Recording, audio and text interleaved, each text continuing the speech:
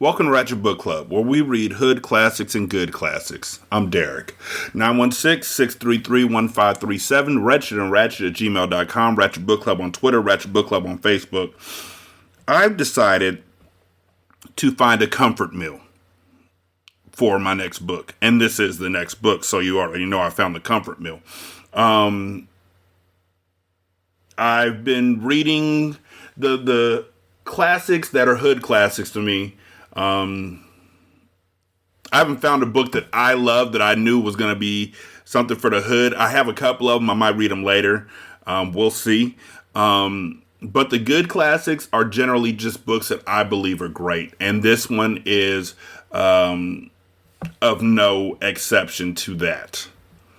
Dean Koontz is up on my list of favorite writers. Now, not all of his books. Some of them hit, some don't. But the books that hit me like a ton of bricks. And there's two books, maybe more, if I really stop and think about it, that are absolutely on my list to read to y'all. But this first book, I actually held off from reading it because I was worried that some of the parts might be too dry and might lose y'all. But I'm not worried about that anymore. I know how good of a book this is, and I know that y'all will fall in love with it just like I did. And if you don't fall in love with the way that I did, I'll still have something to listen to when I'm riding around, when I'm driving to tournaments, when I'm by myself. I'll be able to fall back on this book and let me read myself into a happy place. So, with no further ado, the Dean Koontz classic. I mean, I love this book so much. From the Corner of His Eye. Now, I do want to warn you, this one will probably be a long series. It's a pretty big book. Not Harry Potter big, but it's close. Let's go. Chapter 1. Bartholomew Lampion was blinded at the age of 3 when surgeons reluctantly removed his eyes to save him from a fast-spreading cancer. But although eyeless, Barty regained his sight when he was 13. This sudden ascent from a decade of darkness into the glory of light was not brought about by the hands of a holy healer. No celestial trumpets announced the restoration of his vision, just none announced his birth. A roller coaster had something to do with his recovery, as did a seagull. And you can't discount the importance of Barty's profound desire to make his mother proud of him before her second death. The first time she died was when Barty was born. January 6, 1965. In Bright Beach, California, most residents spoke of Barty's mother, Agnes Lampion, also known as a Pie Lady, with affection. She lived for others, her heart tuned to their anguish and their needs. In this materialistic world, her selflessness was cause for suspicion amongst those whose blood was as rich with cynicism as with iron. Even such hard souls, however, admitted that the Pie Lady had countless admirers and no enemies. The man who tore the Lampion family's world apart on the night of Barty's birth had not been her enemy. He was a stranger, but the chain of his destiny shared a link with theirs. Chapter 2. January 6, 1965, shortly after 8 o'clock in the morning, Agnes had entered first stage labor while making 6 blueberry pies. This wasn't false labor again, because the pains extended around her entire back and across her abdomen, rather than being limited to the lower abdomen and groin. The spasms were worse when she walked than when she stood still or sat down. Another sign of the real thing. Her discomfort wasn't severe. The contractions were regular, but widely separated. She refused to be admitted to the hospital until she completed the day's scheduled tasks. For a woman in her first pregnancy, this stage of labor lasts 12 hours on average. Agnes believed herself to be average in every regard, as comfortably ordinary as the gray jogging suit with the drawstring waist that she wore to accommodate her baby-stretched physique. Therefore, she was confident that she wouldn't proceed to second stage labor much sooner than 10 o'clock in the evening. Joe, her husband, wanted to rush her to the hospital long before noon. After packing his wife's suitcase and stowing it in the car, he canceled his appointments and loitered in her vicinity, although he was careful to always stay one room away from her, lest she become annoyed by his smothering concern and chase him out of the house. Each time that he heard Agnes groan softly or inhale with a hiss of pain, he tried to time her contractions. He spent so much time studying his wristwatch that when he glanced at his face in the foyer mirror, he expected to see the faint reflection of a sweeping second hand clocking around and around in his eyes. Joe was a worrier, although he didn't look like one. Tall, strong, he could have subbed for Samson, pulling down pillars and collapsing roofs upon the Philistines. He was gentle by nature, however, and lacked the arrogance and reckless confidence of many men his size. Although happy, even jolly, he believed that he had been too richly blessed with fortune, friends, and family. Surely, one day fate would make adjustments to his brimming accounts. He wasn't wealthy, merely comfortable, but he never worried about losing his money, because he could always earn more through hard work and diligence. Instead, on restless nights, he was kept sleepless by the quiet dread of losing those he loved. Life was like the ice on an early winter pond, more fragile than it appeared to be, riddled by hidden fractures, with a cold darkness below. Besides, to Joe Lampion, Agnes was not in any way average, regardless of what she might think. She was glorious, unique. He didn't put her on a pedestal, because a mere pedestal didn't raise her as high as she deserved to be raised. If he ever lost her, he would be lost too. Throughout the morning, Joe Lampion brooded about every known medical complication associated with childbirth. He had learned more than he needed to know on this subject months earlier from a thick medical reference work that had raised the hair on the back of his neck more effectively and more often than any thriller he had ever read. At 12:50, unable to purge his mind of textbook descriptions of antepartum hemorrhage, postpartum hemorrhage, and violent ecleptic convulsions, he burst through the swinging door into the kitchen and announced, "All right, Aggie, enough. We've waited long enough." At the breakfast table, she was writing notes in the gift cards that would accompany the 6 blueberry pies she had baked that morning. "I feel fine, Joey." Other than Aggie, no one called him Joey. He was 6'3", 230 pounds, with a stone quarry face that was all slabs and crags, fearsome until he spoke in his low musical voice, or until you noticed the kindness in his eyes. "We're going to the hospital now," he insisted, looming over her at the table. "No, dear. Not yet." Even though Aggie was just 5'3" and, minus the pounds of her unborn child, less than half Joey's weight, she could not have been lifted out that chair against her will, even if he had brought with him a power winch and the will to use it. In any confrontation with Aggie, Joey was always Samson shorn, not Samson pre-haircut. With a glower that would have convinced a rattlesnake to uncoil and lie as supine as an earthworm, Joey said, "Please?" "I have pie notes to write, so Edom can make deliveries for me in the morning. There's only one delivery I'm worried about. Well, I'm worried about 7. 6 pies and 1 baby." "You and your pies," he said with frustration. "You and your worrying," she countered, favoring him with a smile that affected his heart as sun did butter. He sighed. "The notes, and then we go." "The notes? Then Maria comes for her English lesson, and then we go." "You're in no condition to give an English lesson." "Teaching English does not require heavy lifting, dear." She did not pause in her note writing when she spoke to him, and he watched the elegantly formed script stream from the tip of her ballpoint pen as though she were but a conduit that carried the words from a higher source. Finally, Joey leaned across the table, and Aggie looked up at him through the great silent fall of his shadow, her green eyes shining in the shade that he cast. He lowered his raw granite face to her porcelain features, and as if yearning to be shattered, she raised up slightly to meet his kiss. "Love you is all," he said, and the helplessness in his voice exasperated him. "Is all?" She kissed him again. "Is everything. So what do I do to keep from going crazy?" The doorbell rang. "Answer that," she suggested. Chapter 3.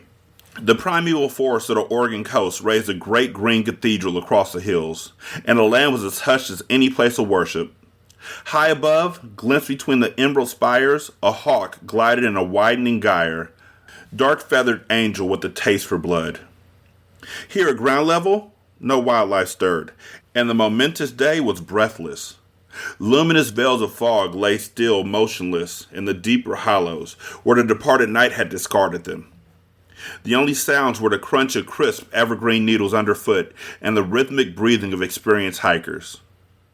At 9 o'clock that morning, Junior Kane and his bride Naomi had parked their Chevy Suburban along an unpaved fire road and headed north on foot, along deer trails and other natural pathways, into the shadowy vastness. Even by noon, the sun penetrated only in narrow shafts to brighten most of the woods by indirection.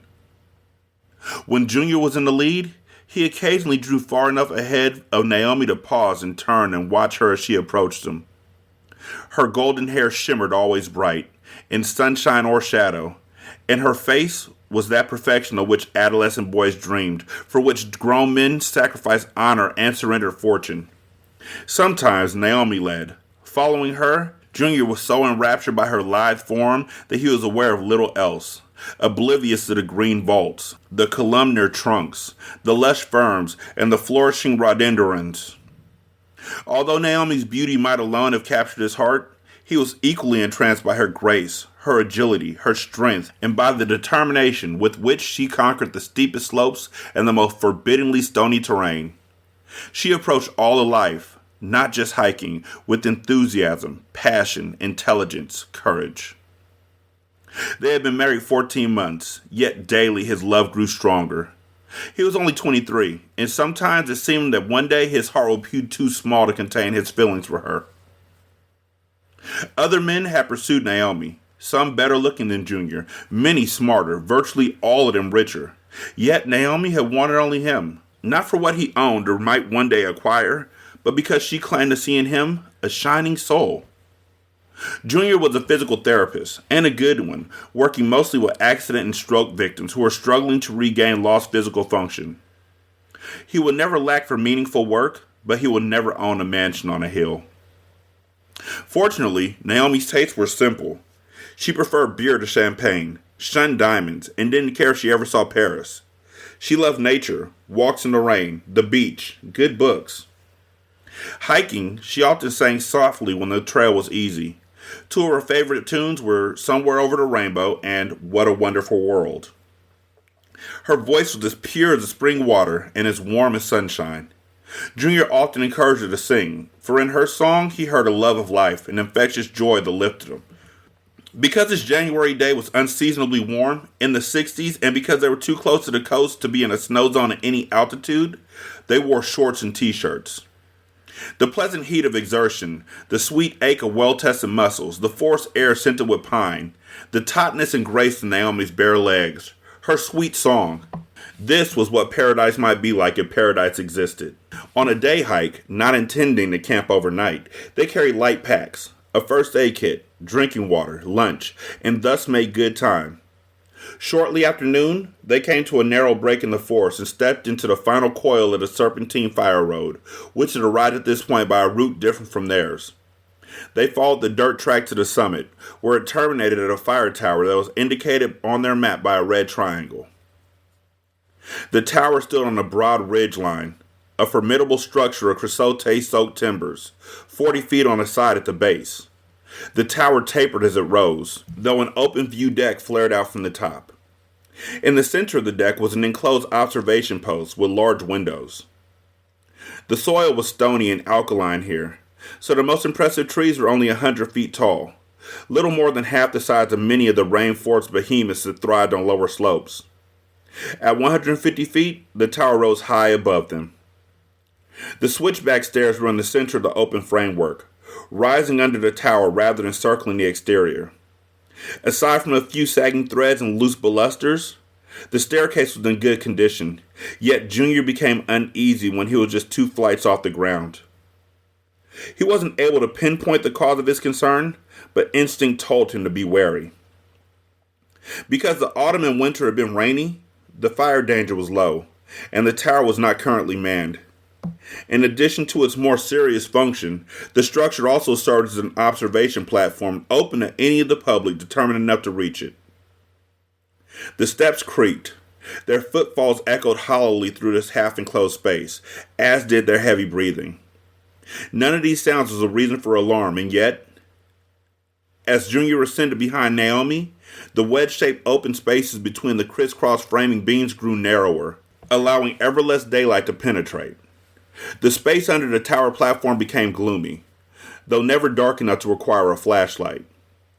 The penetrating odor of creosote was now laced with the musty smell of mold or fungus, neither of which should have been thriving in the presence of timber treated with such pungent wood tar. Junior paused and peered down the stairs, through the trestle-work of shadows, half expecting to discover someone stealthily climbing behind them. As far as he could see, they were not being stalked. Only spiders kept them company. No one had come this way in weeks, if not months, and repeatedly they encountered daunting webs of grand design.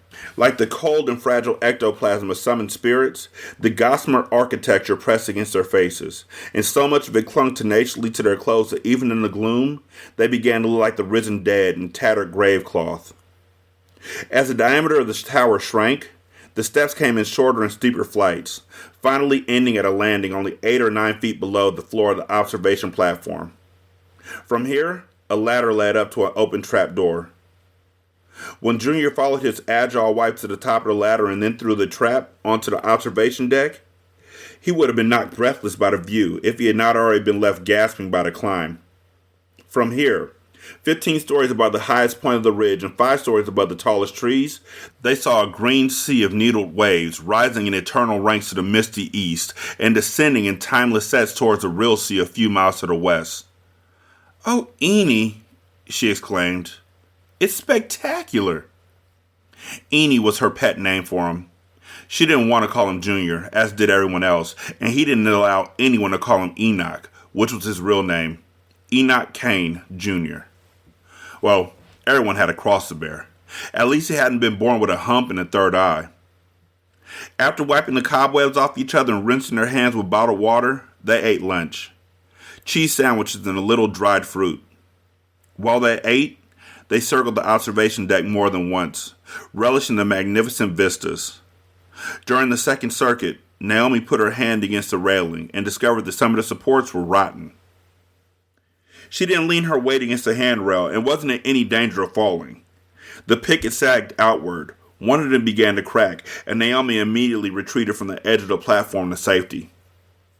Nevertheless, Junior was so unnerved that he wanted to leave the tower at once and finish their lunch on solid ground. He was trembling, and the dryness of his mouth had nothing to do with the cheese. Quavering, his voice, and strange to his own ear, I almost lost you." "Oh, Eenie, it wasn't even close." "Too close. Too close."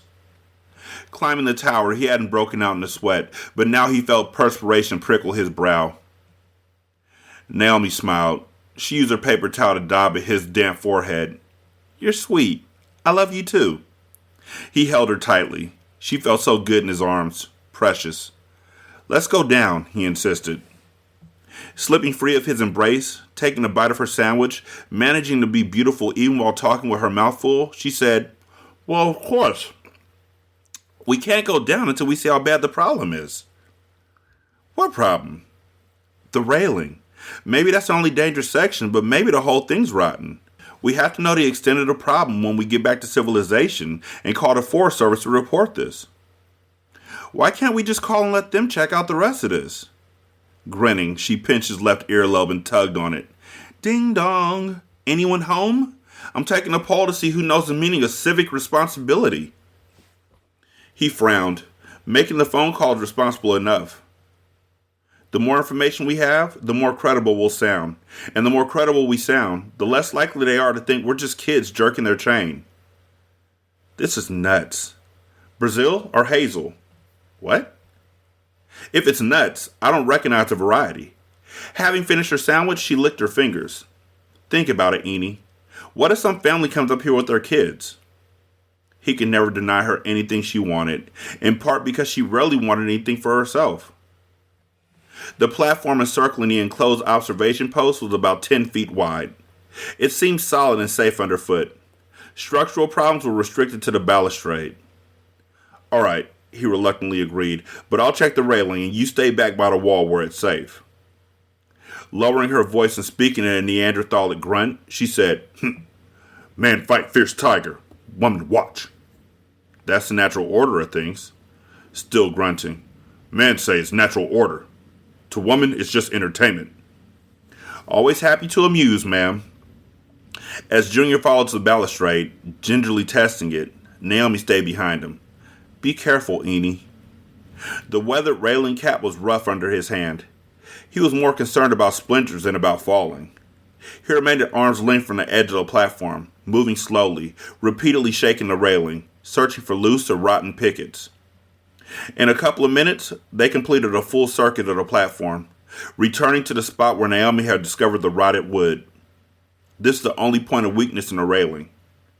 Satisfied? He asked. Let's go down. Sure, but let's finish lunch first. She had taken a bag of dried apricots from her backpack.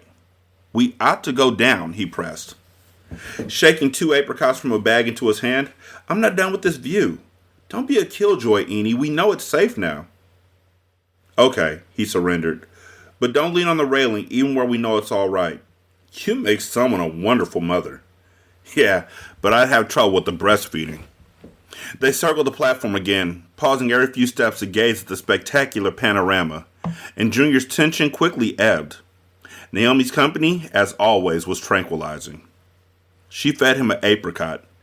He was reminded of their wedding reception when they fed slivers of cake to each other. Life with Naomi was a perpetual honeymoon. Eventually, they returned yet again to the section of the railing that had almost collapsed under her hands. Junior shoved Naomi so hard that she was almost lifted off her feet. Her eyes flared wide, and a half-chewed wad of apricot fell from her gaping mouth. She crashed backwards into the weak section of railing. For an instant, Junior thought the railing might hold, but the picket splintered, the handrail cracked, and Naomi pitched backwards off the view deck in a clatter of rotting wood. She was so surprised that she didn't begin to scream until she must have been a third of the way through her long fall. Junior didn't hear her hit bottom, but the abrupt cessation of the scream confirmed impact. He was astonished himself. He hadn't realized he was capable of cold-blooded murder, especially on the spur of the moment, with no time to analyze the risk and the potential benefits of such a drastic act. After catching his breath and coming to grips with his amazing audacity, Junior moved along the platform, past a broken-away railing. From a secure position, he leaned out and peered down. She was so tiny, a pale spot on the dark grass and stone. On her back, one leg bent under her at an impossible angle. Right arm at her side, left arm flung out as if she were waving. A radiant nimbus of golden hair fanned around her head. He loved her so much that he couldn't bear to look at her. He turned away from the railing, crossed the platform, and sat with his back against the wall at the lookout station. For a while, he wept uncontrollably. Losing Naomi, he had lost more than a wife, more than a friend and lover, more than a soulmate. He had lost a part of his own physical being. He was hollow inside, as though the very meat and bone at the core of him had been torn out and replaced by a void, black and cold. Horror and despair racked him, and he was tormented by thoughts of self-destruction. But then he felt better. Not good, but definitely better. Naomi had dropped a bag of dried apricots before she plummeted from the tower. He crawled to it, extracted a piece of fruit, and chewed slowly, savoring the morsel. Sweet. Eventually, he squirmed on his belly to the gap in the railing, where he gazed straight down at his lost love far below. She was in precisely the same position as when he had first looked. Of course, he hadn't expected her to be dancing. A 15-story fall all but certainly quashed the urge to boogie. From this height, he couldn't see any blood. He was sure that some blood must have been spilled. The air was still, no breeze whatsoever. The sentinel firs and pines stood as motionless as those mysterious stone heads that face the sea on Easter Island. Naomi dead, so alive only moments ago, now gone. Unthinkable. The sky was the delft blue of a tea set that his mother had owned. Mounds of clouds to the east, like clotted cream. Buttery, the sun. Hungry, he ate another apricot. No hawks above. No visible movement anywhere in this vastness. Below, Naomi still dead. How strange life is. How fragile. You never know what stunning development lies around the next corner. Junior's shock had given way to a profound sense of wonder. For most of his young life, he had understood that the world was deeply mysterious, ruled by fate. Now, because of this tragedy, he realized the human mind and heart were no less enigmatic than the rest of creation. Who would have thought that Junior Cain was capable of such a sudden, violent act as this? Not Naomi. Not Junior himself, in fact. How passionately he had loved this woman. How fiercely he had cherished her. He had thought he couldn't live without her. He had been wrong. Naomi down there, still very dead, and him up here alive. His brief suicidal impulse had passed, and now he knew that he would get through this tragedy somehow, that the pain would eventually subside, that the sharp sense of loss would be dulled by time. And eventually, he might even love someone again. Indeed, in spite of his grief and anguish, he regarded the future with more optimism, interest, and excitement than he had felt in a long time. If he was capable of this, then he was different from the man he had always imagined himself to be. More complex, more dynamic. Wow. He sighed. Tempting as it was to lie here, gazing down at dead Naomi, daydreaming about a bolder and more colorful future than any that he had previously imagined, he had much to accomplish before the afternoon was done. His life was going to be busy for a while. Chapter 4. Through the rose-patterned glasswork in the front door, as the bell rang again, Joe saw Maria Gonzalez, tinted red here and green there, velvet in some places and cracked in others, her face a mosaic of petal and leaf shapes. When Joey opened the door, Maria half bowed her head, kept her eyes lowered, and said, "I must be Maria Gonzalez." "Yes, Maria, I know who you are." He was, as ever, charmed by her shyness and by her brave struggle with English. Although Joey stepped back and held open the door wide, Maria remained on the porch. "I will to see Miss Agnes." "Yes, that's right. Please come in." She still hesitated. "For the English." "She has plenty of that. More than I can usually cope with." Maria frowned, not yet proficient enough in her new language to understand his joke. Afraid that she would think he was teasing or even mocking her, Joe gathered considerable earnestness into his voice. "Maria, please, come in. Mi casa es su casa." She glanced at him, then quickly looked away. Her timidity was only partly due to shyness. Another part of it was cultural. She was of that class in Mexico that never made direct eye contact with anyone that might be considered a patron. He wanted to tell her that this was America, where no one was required to bow to anyone else, where one's station at birth was not a prison, but an open door, a starting point. This was always the land of tomorrow. Considering Joe's great size, his rough face, and his tendency to glower when he encountered injustice or its effects, anything he said to Maria about her excessive self-effacement might seem to be argumentative. He didn't want to have to return to the kitchen to inform Aggie that he had frightened away her student. For an awkward moment, he thought that they might remain at this impasse, Maria staring at her feet, Joe gazing down at the top of her humbled head, until some angel blew the horn of judgment and the dead rose from their graves of glory. Then, an invisible dog, in the form of a sudden breeze, scampered across the porch, lashing Maria with its tail. It sniffed curiously at the threshold and, panting, entered the house, bringing the small brown woman after it, as though she held it on a leash. Closing the door, Joe said, "Aggie's in the kitchen." Maria inspected the foyer carpet as intently as she examined the floor of the porch. "You pleased to tell her I'm Maria?" "Just going back to the kitchen. She's waiting for you." "The kitchen? On myself?" "Excuse me? To the kitchen on myself?" "By yourself," he corrected, smiling as he got her meaning. "Yes, of course, you know where it is." Maria nodded, crossed the foyer into the living room archway, turned, and dared to meet his eyes briefly. "Thank you." As he watched her move through the living room and disappear into the dining room, Joe didn't at first grasp why she had thanked him. Then he realized she was grateful that he trusted her not to steal when unaccompanied. Evidently, she was accustomed to being an object of suspicion, not because she was unreliable, but simply because she was Marina Elena Gonzalez, who had traveled north from Hermosillo, Mexico, in search of a better life. Although saddened by this reminder of the stupidity and meanness of the world, Joe refused to dwell on negative thoughts.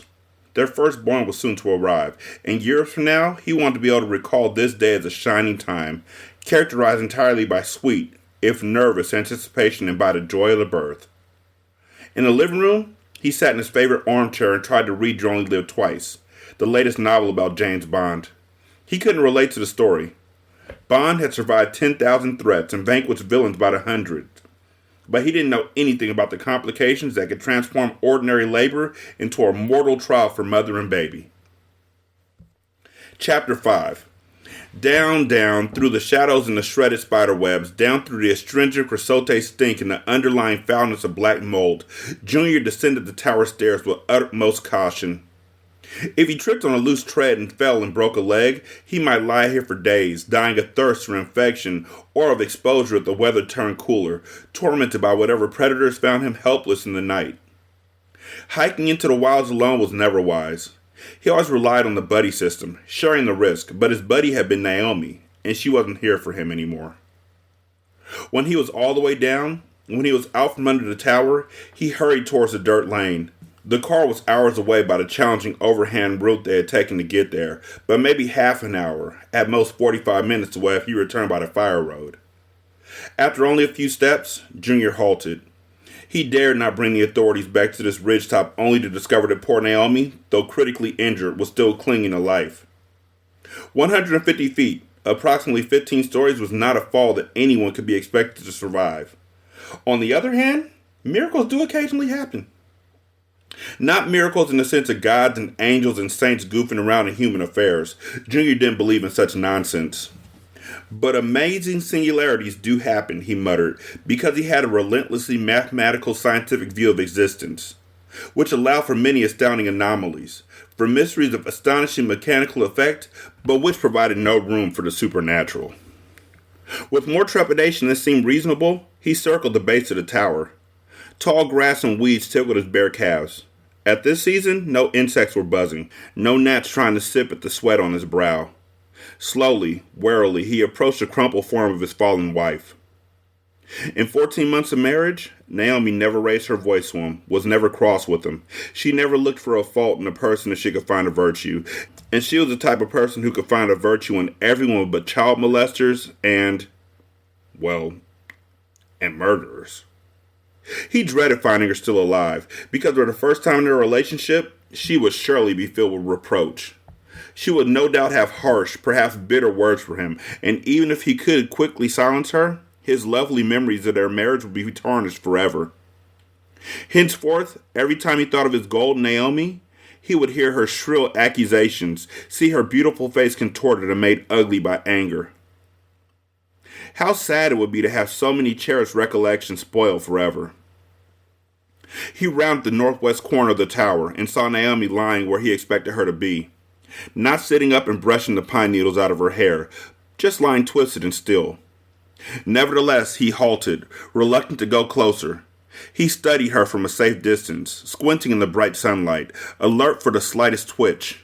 In the windless, bugless, lifeless silence, he listened, half expecting her to take up one of her favorite songs, Somewhere Over the Rainbow, or What a Wonderful World.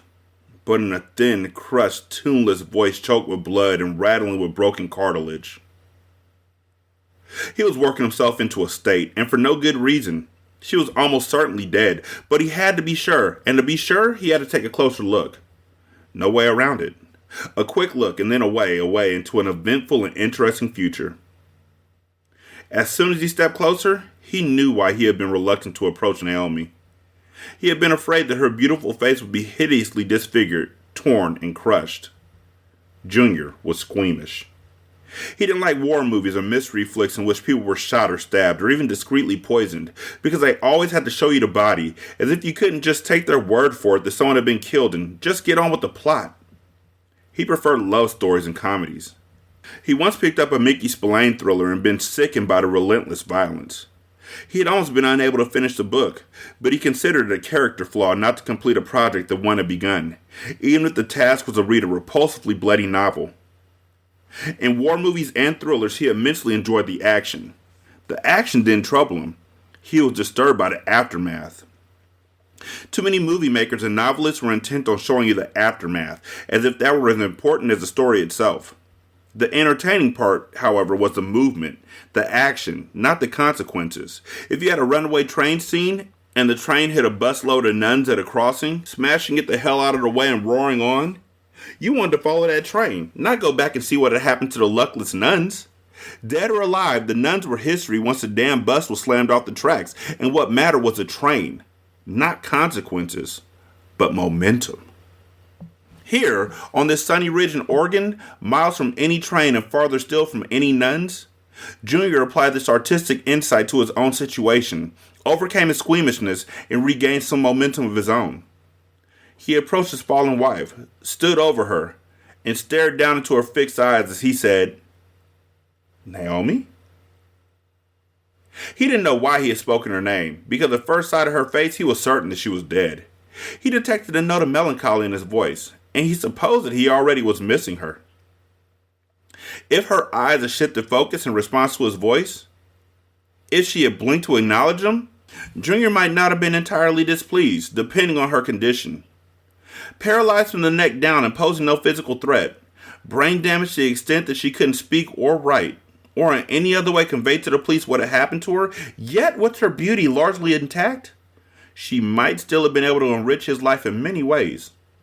Under the right circumstances, with sweet Naomi as gloriously attractive as ever but as pliable and unjudgmental as a doll, Junior might have been willing to give her a home and care. Talk about action without consequences. She was, however, as dead as a toad in the wake of a Mack truck, and of no more interest to him now than would be a busload of train-smacked nuns. Remarkably, her face was nearly as stunning as ever. She had landed face up, so the damage was largely to her spine and the back of her head. Junior didn't want to think about what her posterior cranium might look like. Happily, her cascading golden hair hid the truth. Her facial features were ever so slightly distorted, which suggested the greater ruin underneath, but the result was neither sad nor grotesque. Indeed, the distortion gave her the lopsided, perky, and altogether appealing grin of a mischievous gamine. Lips parted as though she had just said something wonderfully witty. He was puzzled that so few traces of gore stained her rocky bed, until he realized that she had died instantly upon impact. Stopped so abruptly, her heart hadn't pumped blood out of her wounds. He knelt beside her and gently touched her face. Her skin was still warm. Ever the sentimentalist, Junior kissed her goodbye. Only once. Lingering, but only once. And with no tongue involved. Then he returned to the fire road and headed south along that serpentine dirt track at a fast walk. When he reached the first turn in the narrow road, he paused to look back towards the top of the ridge. The high tower imprinted its ominous black geometry across the sky. The surrounding forest seemed to shrink from it, as if nature chose no longer to embrace the structure. Above the tower and to one side, 3 crows had appeared as though by spontaneous generation. They circled over the spot where Naomi lay like sleeping beauty, kissed but unawakened. Crows are carrion eaters. Reminding himself that action was what mattered, not aftermath, Junior Kane resumed his journey down the fire road. He moved at an easy jog now instead of a fast walk, chanting aloud in the way the Marines chanted when they ran in training routes. But because he did not know any Marine chants, he grunted the words to Somewhere Over the Rainbow, without melody, roughly in time with his footfalls, on his way to neither the halls of Montezuma nor the shores of Tripoli, but to a future that now promised to be one of exceptional experience and unending surprises. Chapter 6. Except for the effects of pregnancy, Agnes was petite, and Maria Elena Gonzalez was even smaller. Yet, as they sat cat-a-corner to each other at the kitchen table, young women from far different worlds but remarkably similar personalities, their clash of wills over payment for the English lessons was nearly as monumental as the 2 tectonic plates grinding together deep under the California coast. Maria was determined to pay with cash or services. Agnes insisted that the lessons were an act of friendship, with no compensation required. "I won't steal the adjustments of a friend," Maria proclaimed. "You're not taking advantage of me, dear. I'm getting so much pleasure from teaching you, seeing you improve that I ought to be paying you." Maria closed her large ebony eyes and drew a deep breath, moving her lips without making a sound, reviewing something important that she wanted to say correctly. She opened her eyes. I'm thanking the Virgin and Jesus every night that you have been within my life. That's so sweet, Maria.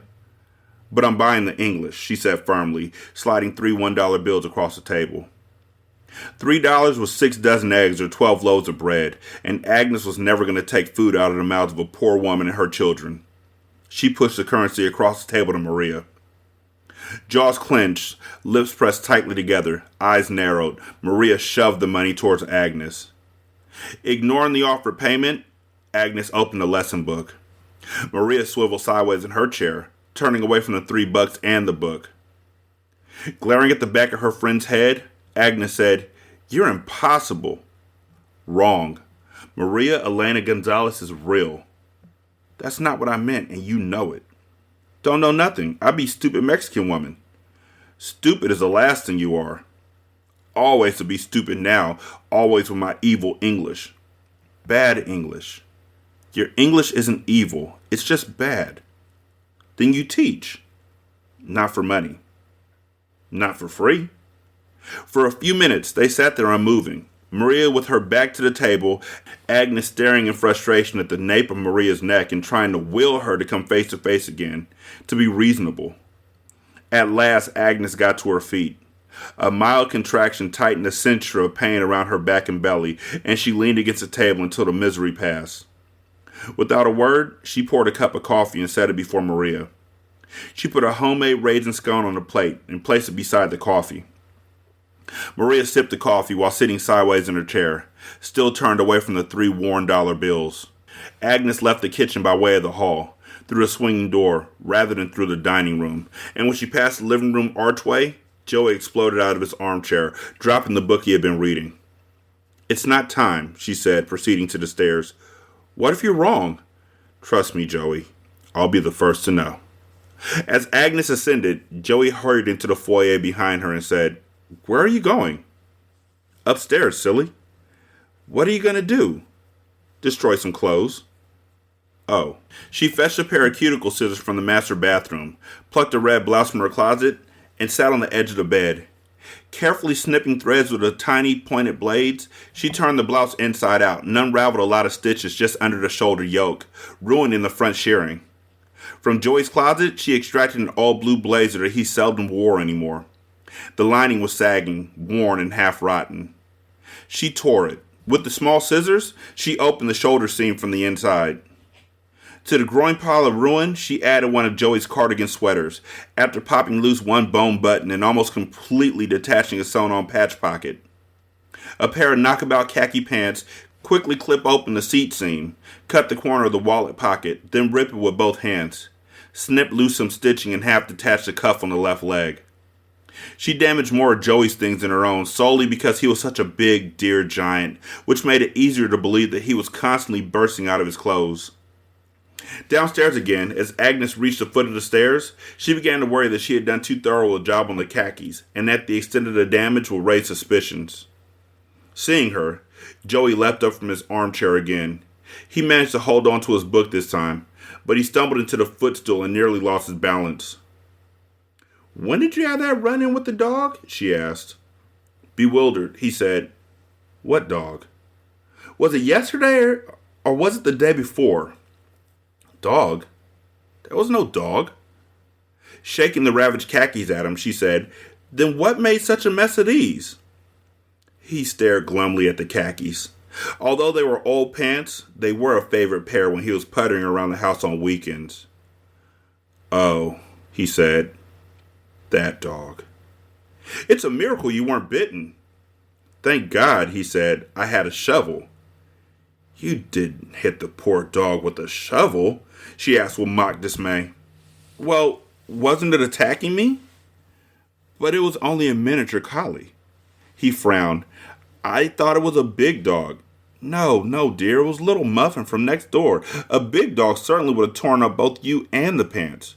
We've got to have a credible story. Muffin seems like such a nice little dog. But the breed is nervous, dear. With a nervous breed, you just never know, do you? I guess not. Nevertheless, even if Muffin assaulted you, she's otherwise such a sweet little thing. What would Maria think of you if you told her you'd smash poor Muffin with a shovel? I was fighting for my life, wasn't I? She'll think you're cruel. I didn't say I hit the dog. Smiling, cocking her head, Agnes regarded him with amused expectation. Scowling, Joey stared at the floor in puzzlement, shifted his weight from one foot to the other, sighed, turned his attention to the ceiling, and shifted his weight again, for all the world like a trained bear that couldn't quite remember how to perform its next trick. Finally, he said, "What I did was grab the shovel, dig a hole really fast, and bury Muffin in it up to her neck, just until she calmed down." That's your story, huh? And I'm sticking to it. Well, then you're lucky that Maria's English is so evil. He said, couldn't you just take her money? Sure, or why don't I pull a Rumpelstiltskin and demand one of her children for payment? I liked those pants. As she turned away from him and continued along the hall towards the kitchen, Agnes said they'll be good as new when she's mended them. Behind her, he said, and is that my gray cardigan? What'd you do to my cardigan? If you don't hush, I'll set it on fire. In the kitchen, Maria was nibbling at the raisin scone. Agnes dropped the damaged apparel on one of the breakfast table chairs. After carefully wiping her fingers on a paper napkin, Maria examined the garments with interest. She earned her living as a seamstress at Bright Beach Dry Cleaners. At the sight of each rent, popped button, and split seam, she clucked her tongue. Agnes said, Joey is so hard on his clothes. Men, Maria commiserated. Rico, her own husband, a drunkard and a gambler, had run off with another woman, abandoning Maria and their 2 small daughters. No doubt, he had departed in a spotlessly clean, sharply pressed, perfectly mended ensemble. The seamstress held up the khakis and raised her eyebrows. Settling into a chair at the table, Agnes said, he was attacked by a dog. Maria's eyes widened. Pit bull? German sheep? Miniature collie. What is like such a dog? Muffin, from next door. Little Muffin do this? It's a nervous breed. Kay? Muffin was in a mood. Kay? Agnes winced. Already another contraction, mild but so soon after the last. She clasped her hands around her immense belly and took slow, deep breaths until the pain passed. Well, anyway, she said as though Muffin's uncharacteristic viciousness had been adequately explained. This mending ought to cover 10 more lessons. Maria's face gathered into a frown, like a piece of brown cloth cinched by a series of whip stitches. 6 lessons. 10. 6. 9. 7. 9. 8. Done, Agnes said. Now put away the $3 and let's have our lesson before my water breaks. Water can break? Maria asked, looking towards the faucet at the kitchen sink. She sighed. I have so much to be learned. Chapter 7. Clouds swarmed the late afternoon sun, and the Oregon sky grew sapphire where still revealed. Cops gathered like bright-eyed crows in the lengthening shadow of the fire tower.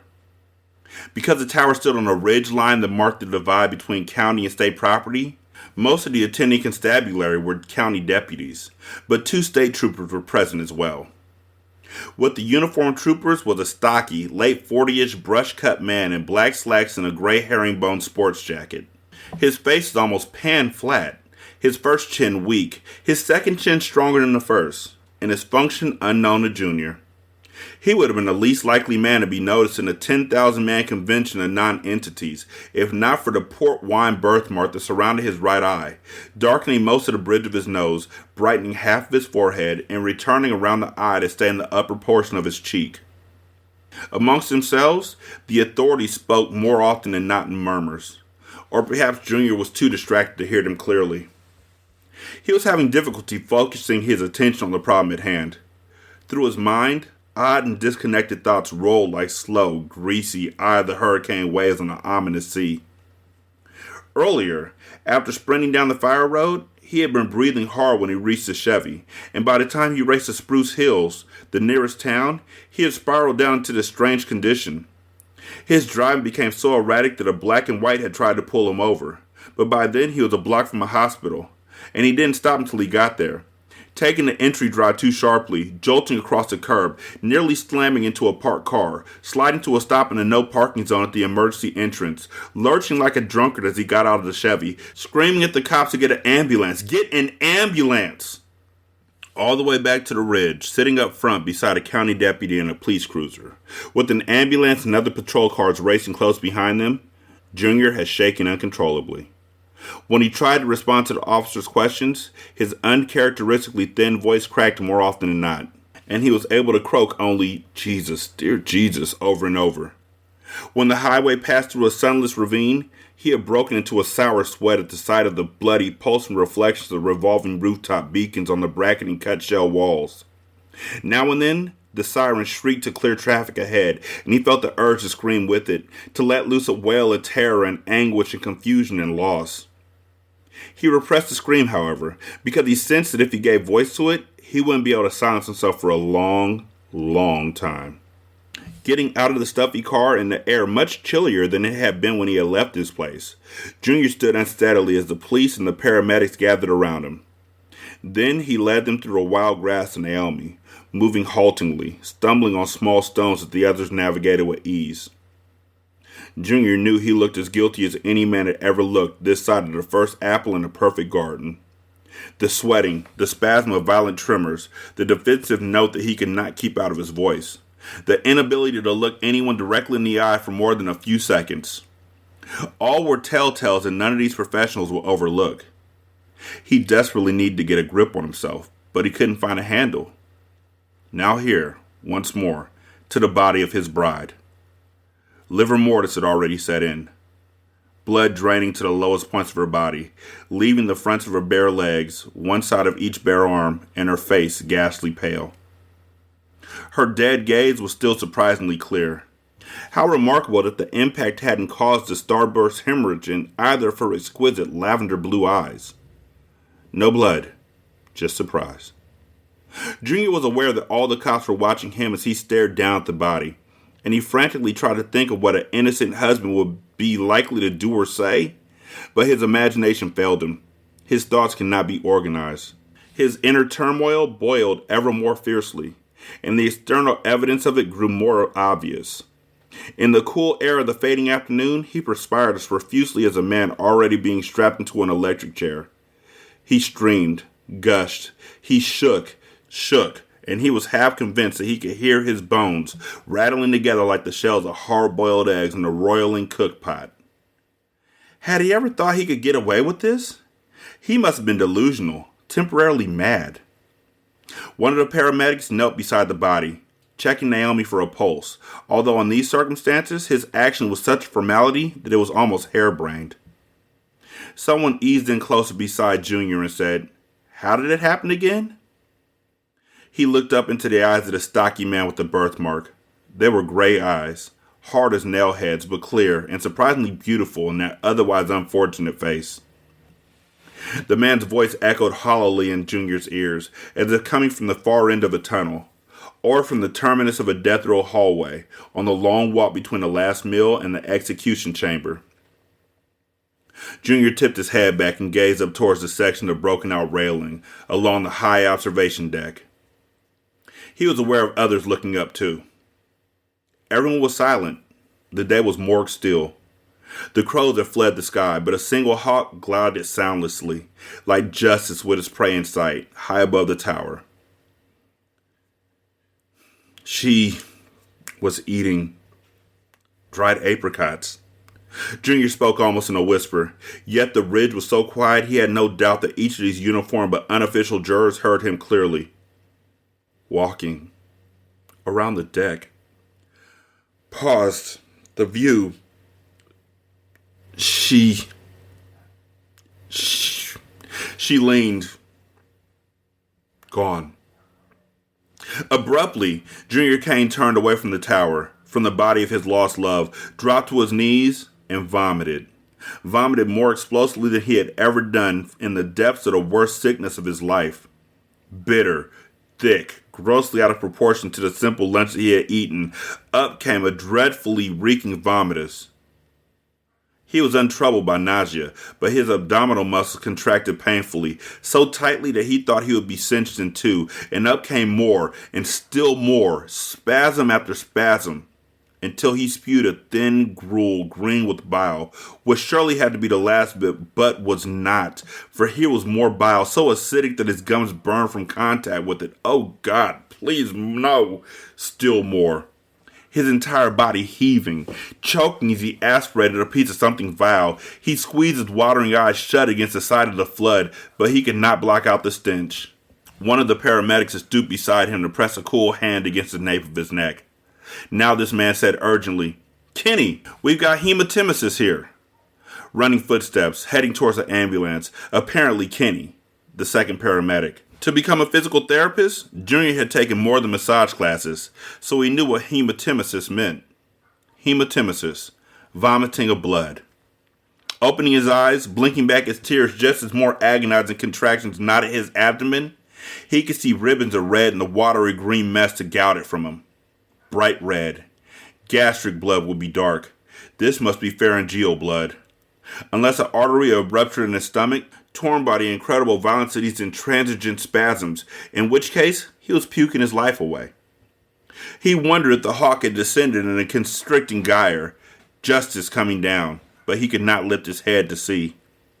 Now, without realizing when it happened, he had been lowered from his knees to his right side, head elevated and tilted by one of the paramedics, so he could expel the bile, the blood, rather than choke on it. The twisting pain in his gut was extraordinary. Death raptures. Undiminished anti-peristaltic waves coursed through his duodenum, stomach, and esophagus. And now he gasped desperately for air between each expulsion without much success. A cold wetness just above the crook of his left elbow. A sting.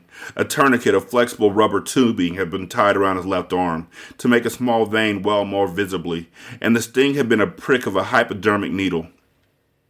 They would have given him anti-nausea medication. It most likely wasn't going to work quickly enough to save him. He thought he heard the soft whoosh of knife-edged wings slicing the January air. He dared not look up. More in his throat. The agony.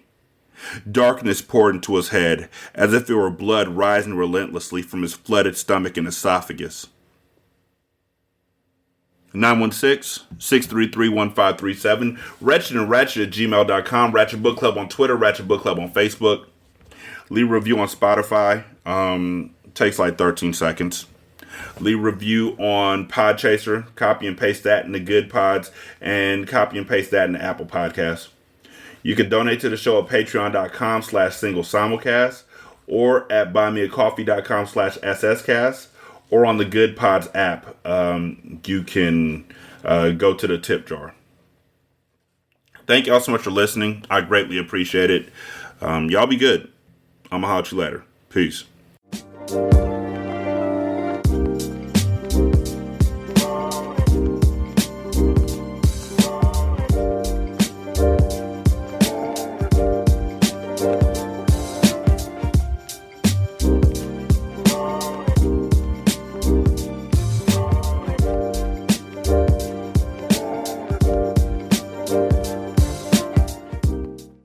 The intro and outro to Ratchet Book Club is by That Kid Garan, and it's called Goodbyes.